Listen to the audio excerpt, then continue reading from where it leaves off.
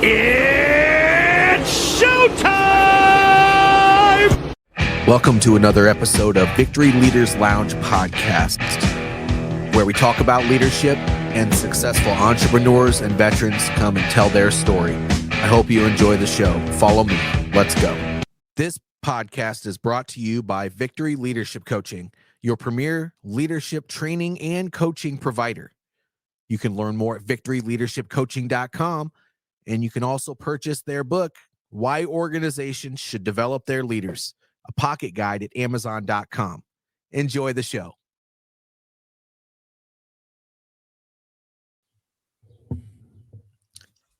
We are live, and I am frozen, but hopefully you can still hear me. I can hear you. Oh, good. Welcome to another episode of Leadership Live, and I'm here with Chris Pinkowski. I'm JJ Hardy. We're both leadership coaches, but Chris, how you doing today? I'm good, JJ. It's Friday. It's we're early in the third quarter of the year, but we just finished celebrating America's birthday. So July, as far as I'm concerned, is America's birthday month, and hanging in there, doing well. How about you? Doing well. It's interesting you say that because a lot of people can also pose the argument that, just about, 3 weeks prior to July 4th is actually when they finalized the Declaration of Independence. So some people actually think that's this nation's birthday, not the day that they signed it. So that's always an interesting conversation with people. But I agree. I think the day they signed it, it was kind of official, and that's the birth of the country. Yeah. So wonderful. But otherwise, things are going good here. Life is wonderful. I'm excited to talk about effective communication with you today. Such an important topic. The way people communicate with one another, that's only part of it. I, in my opinion, effective communication is more of the process of making people feel like they're heard, understood, and acknowledged in the workplace, and understanding where they stand. And we'll obviously dive deeper into that, but what do you think? I think I've always said that communication is the foundation of leadership. And one of the things that people often overlook about communication is they think that it's exactly what you just said, right? It's making sure that your people hear, understand, and are clear on what's going on. But communication is a two-way street. It's also your ability to hear what others are saying to you, and being able to have that dialogue, you understanding the feedback that you're getting from your downstream people. So often I have to remind people that communication is about the way that we provide and receive information. Right. It's a continuous loop. And that's really why it's so important from a leadership standpoint, because listening is so important as a leader. Correct.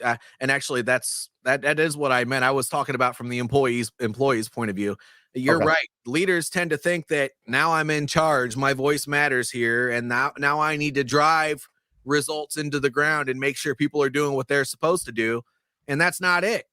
No. I mean, obviously there's got to be balance there, because you got to make sure work is getting done. You do have to drive results, but the way that you do that is through follow-up, but having conversations with people about what difficulties they're having if they're falling short, and then helping them to improve.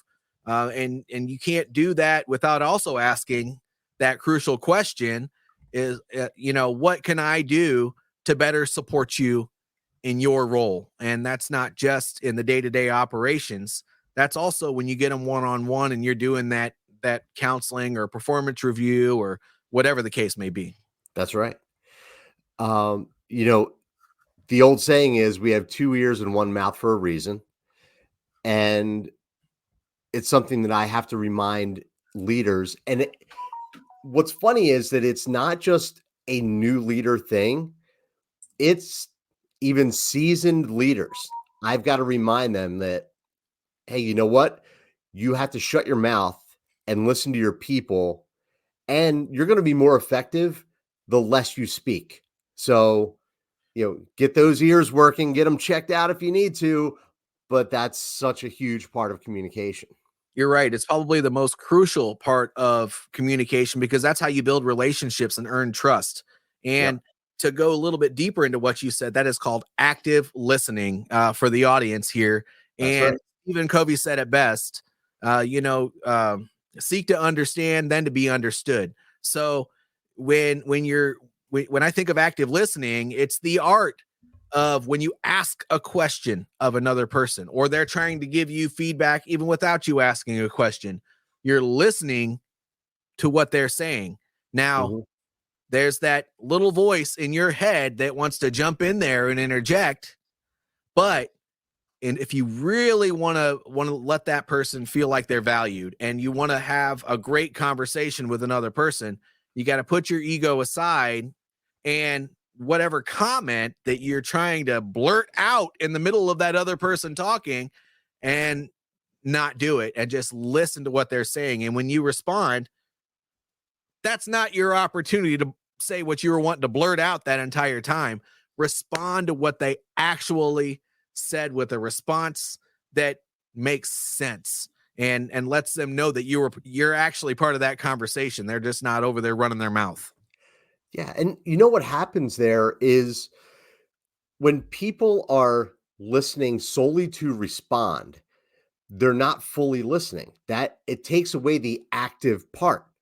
So your goal is not to always offer a response right away. It is to take in the information and process it. And like you said, make sure that your response is in relation to what they just said to you. Yep. Because if your whole goal is just to get your point across or the counterpoint to whatever the other person is saying, you've already lost the battle. Yeah, you did. And, sometimes that response is nothing more than, oh, tell me more about that. Yeah. And that is probably the most valuable statement that you could possibly say to another person when you're trying to practice that art of active listening. Because, by the way, that's not the easiest thing to do in the world. Oftentimes, we get caught up as individuals and we're nervous about these. By the way, I'm in the middle of reading a wonderful book. We're always nervous about these crucial conversations, but at the end of the day, you have to be in it.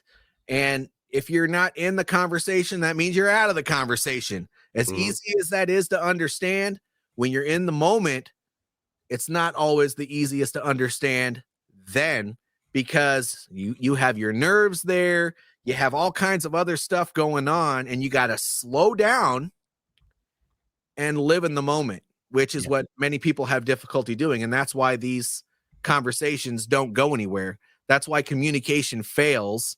It's not always self interest. Sometimes you just have this undying need to be right. And that could be ego. It could be maybe you just got your ass chewed by your boss and now you're in this mode where everything has to go the right way or you're going to get fired. That's So, right. I mean, there are so many things that play into that. I just kind of want to hear your thoughts on it. Yes. And you and I have talked about ego so many times and how it's so important to subordinate that. Communication is one of those main areas. Like Yep. if you're so hung up in being right, then let me tell you, you're going to fail as a leader because you can't and will not always be right. So, yeah, it has to be a give and take. And yeah, it could be a variety of reasons that someone just wants to fire off a response. I always recommend to people, like, before you respond to anything, count to 3 in your head. Just count to 3, and you're gonna diffuse whatever someone else just said that may have pissed you off.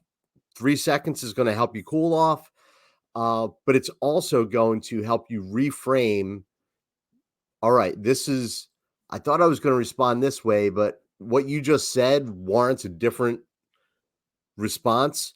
So live in the moment. You just said it. You've got to live in the moment and not assume that the answer that you planned to give 5 minutes ago is still the right answer to give. And you know what? People, if you're struggling with that, there is nothing wrong with in the middle of the conversation thinking out loud when you respond. Oh, I like what you just said, Chris. So maybe when you respond, saying something like, man, I was getting ready to say something completely off in left field, but you just made me think of this. And so what do you think about that? But I want to share something with you, Chris. So I'm in a course over at Indiana Wesleyan University right now. It's called the Catalyst course. It's wonderful. I'll probably tag it on this live stream, but there was a gentleman by the name of Kevin Wachtel, who he's a big shot over there, but he had a very interesting career in corporate and all kinds of different places. And he kind of shared his philosophy. And if it's okay with you, I would like to share what he told us, because Let I it think rip. it relates directly to what we're doing. He said, when it comes to dealing with others, you always have to have heart. And that's an acronym. So H, always hear and understand people. E, even if you disagree, don't make me wrong. Mm-hmm. A is acknowledge the greatness within me. R is remember to look for my loving intentions. And when you think of work, you may not always think of love, but when I think of that statement, I do think that you have to have the heart to care for other people. Otherwise, you're going to really struggle when you go into a management position, because people need to be heard. And if you don't care about them, then you're not going to care about what they say. You're not going to care about what they do. And so it bleeds into that. So that love is just showing general care and understanding for other people. Mm-hmm.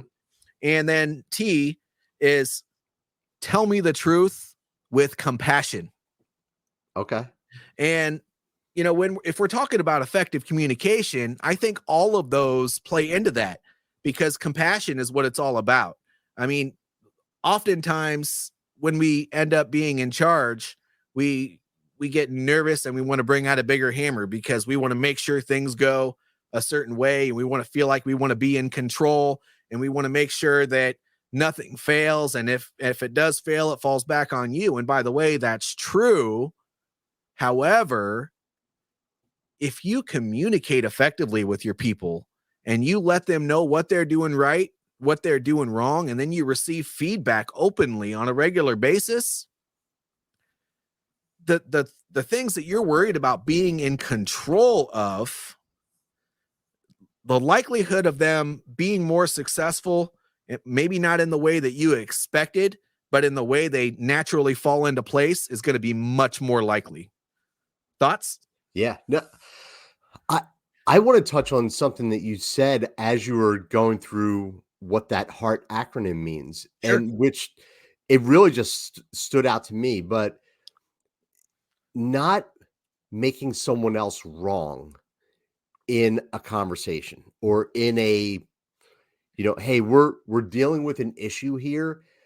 And as a leader, from a communication standpoint, pointing out that someone is wrong, like, being the hammer all the time is not going to get you as far as you think it is. So it ties into the compassion that was also part of that acronym. But, I like to say, let's attack the issue, not the person. Hey, if there's something wrong here, we all know that there's something wrong. And me pointing a finger at you, JJ, like, hey, JJ, you know what? What's that do? That makes you get defensive. You turn your ears off. So now you're not going to hear what I'm saying. So if we can approach things in a way of like, hey, look, I'm not going to call you out. There may be times in a one-on-one conversation where someone needs to be like, hey, you're not getting it here, but you just effed up.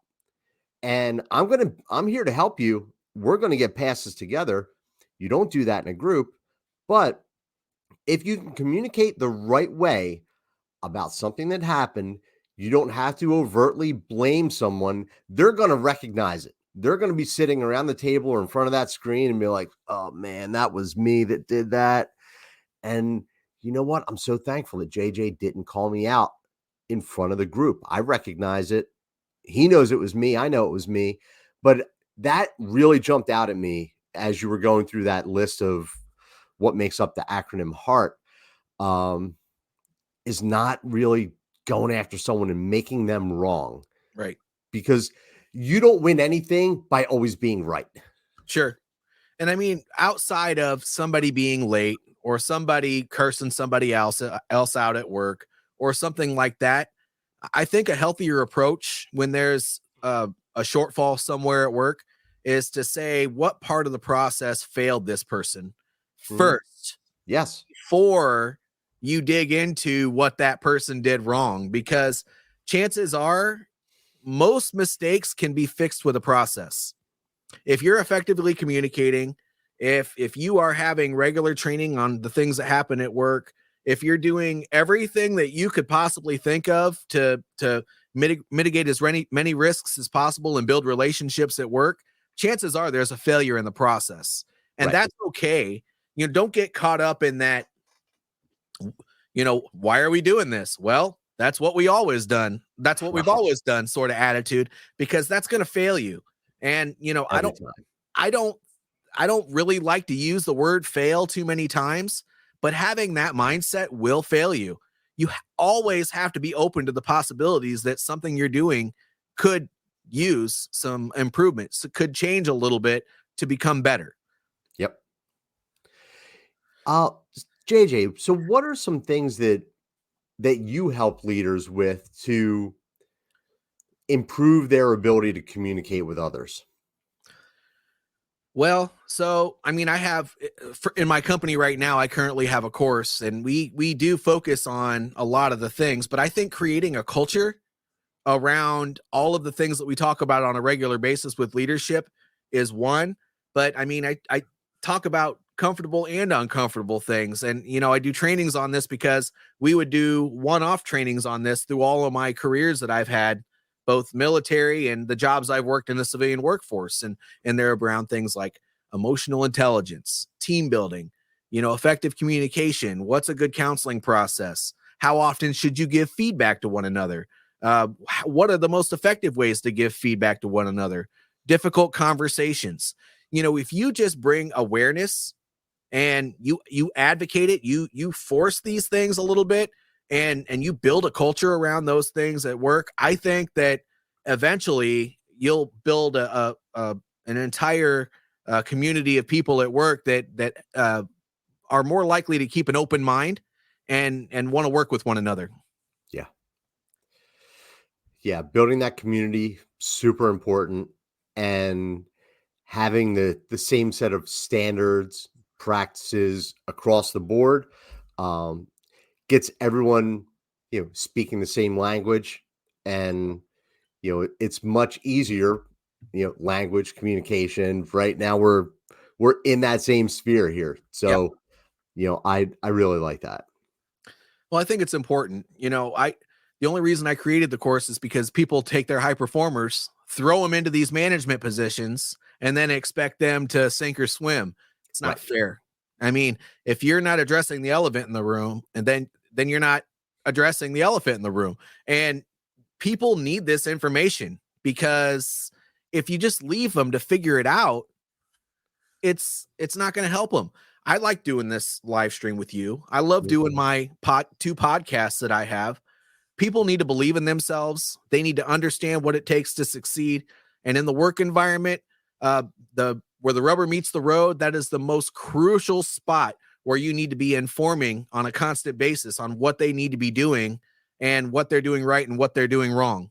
Yep. Because if you're not helping those brand new supervisors or managers, then the chances of the work getting done in a way that's successful, or even working within the process that you're trying to put in place, it's much less, because those people are probably going to be focusing on the numbers instead of the people.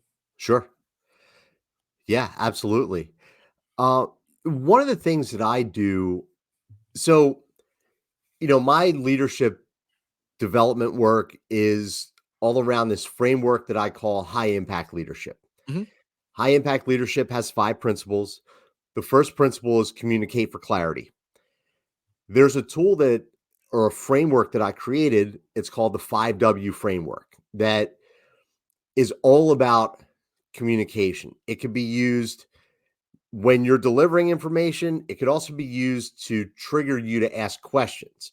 And those 5 W's are number one, what are we doing? Right?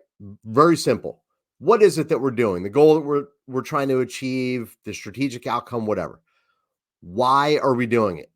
That why is super important because now people are able to put the pieces together. All right, I understand why this is important to the bottom line of the organization, to our growth. I always say, Todd, you have to have a why for the company and for the person. Why is it important to you, Joe Snuffy, to be doing the best job that you can be doing in this project? Third W, when? When is it going to be done? When are we going to be checking in for progress reports, etc.? Fourth W, where? Where is this work being completed? Is it on site? Is it remote? Whatever. And then finally, the fifth W is who. Who is ultimately held accountable for getting this stuff done? Who has the authority to make decisions, etc. But there's no W, there's no H in there. I'm not telling anybody how to do something. I'm framing it with these 5 things. What are we doing? Why, when, where, and who? Now, the who comes up with this is how we're going to execute. At the same time, when someone is letting me know about something, I'm going to go through those 5 W's in my head. And if none of them are clear, I'm going to ask, okay, so tell me again, why are we doing this? Where's this getting done? Who's accountable for leading this? So, that 5W framework works in both directions. It's a providing and receiving information, but I wanted to get that out there for people that are watching and listening because it's super simple. It's 5 freaking easy W's that you can use and really boost the effectiveness of your communication. I mean, I love that. And I love it because it's the most basic thing that we learned, even I learned it back when I was in high school. My grandfather taught that to me. Always think of the 5 W's, JJ. Okay. Mhm. And the how, it depends on the situation, but most times I usually ask people for the 5 W's and the H if they're briefing back to me. I don't necessarily, when I'm briefing other people and I'm talking about work, I don't include that H in there either. I think that's not productive to somebody's growth. I think that if they can create their own plan, then they can figure out the how as they go, or Yep. they can figure out the how before they start. So I absolutely love that framework, and it makes it so. I I also like the KISS acronym. Keep it stupid simple, and I think you just did that. Why Mhm. reinvent the wheel if it's already out there? That's right. So You know, go ahead. something else that's important for leaders is from a communication standpoint, making sure that your people are up to date on whatever information they need. Um, I stole this from General Mattis and I modified it a little bit. In his book, he talks about the communication loop that he used when, he was the commander in Iraq and Afghanistan. And I added one final piece to it, but it's at the end of every day or you're coming out of a meeting, you need to be saying to yourself, what new information did I just receive? Who else needs to receive this information? Have I told them? And then the piece that I added to it is, have I clarified that me and this other person are on the same page? We have the same understanding of the information I just shared. So even that's another simple tool. Like, all right, I just finished up a meeting. What's new? Who else needs to know? Have I told them? Have I confirmed that they understand my understanding of it?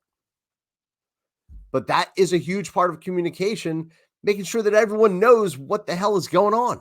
Yes.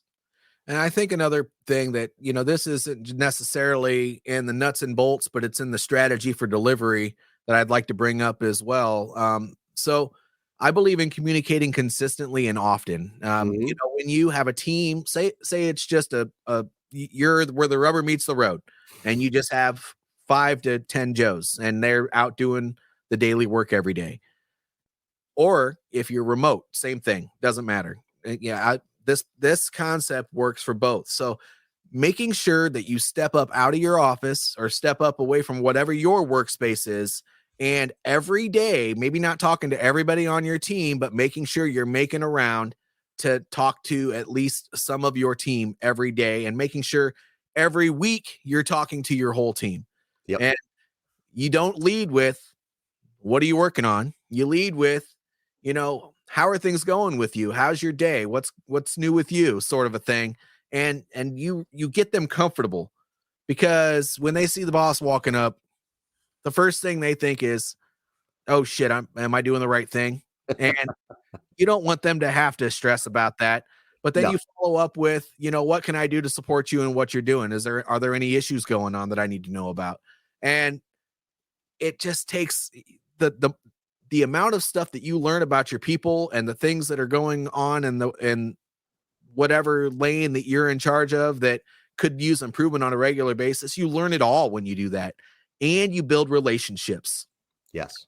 which is the most crucial thing. And you may annoy the crap out of your people because they're sick of you talking to them all the time, but they're going to expect it. So they're going to want to say something to you to get you to walk away from them. Yeah. No, you're right.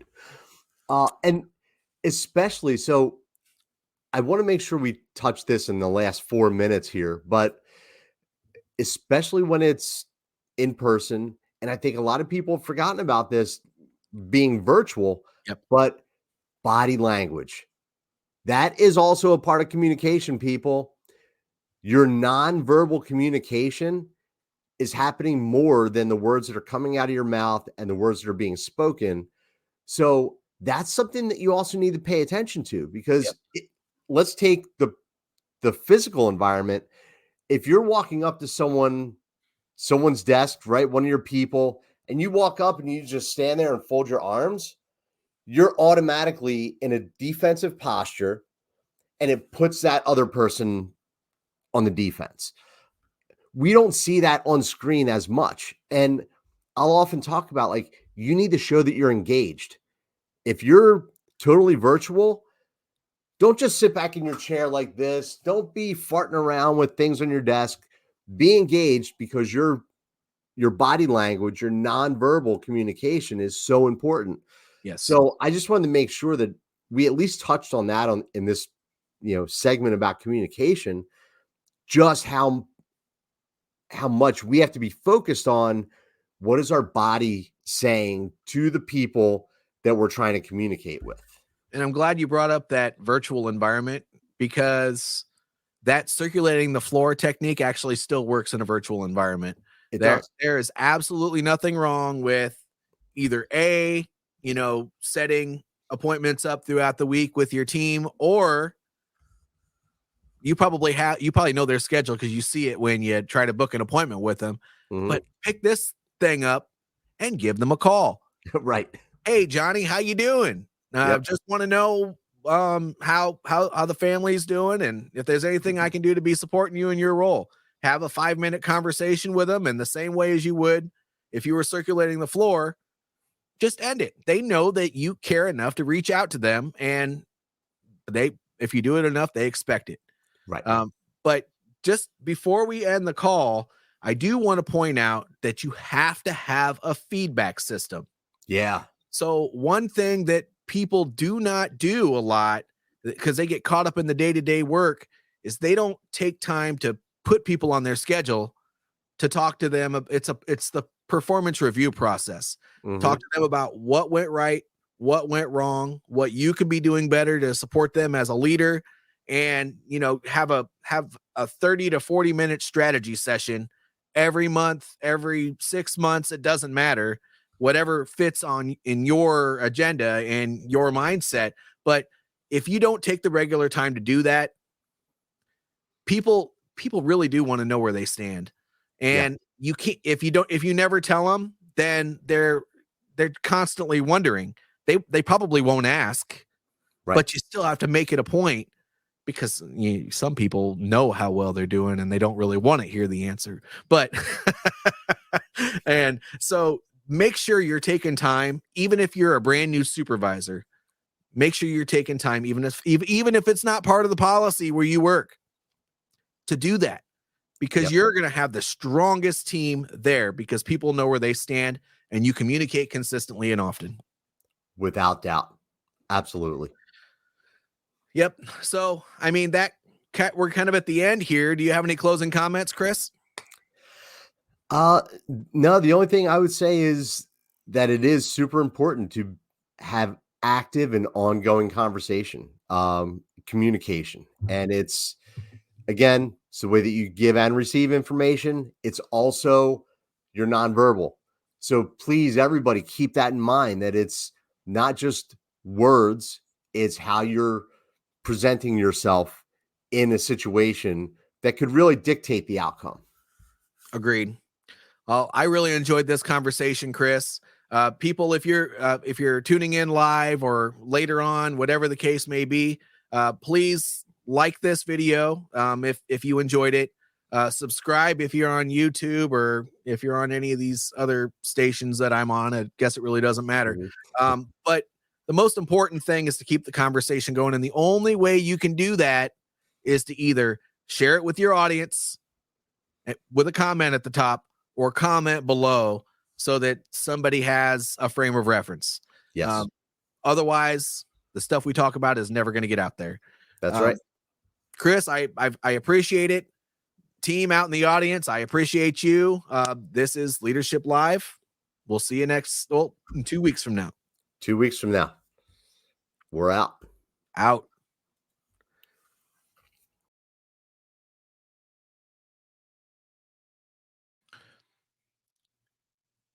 Hello, everybody. Thank you for tuning in to another episode of Victory Leaders Lounge. I hope you enjoyed today's episode.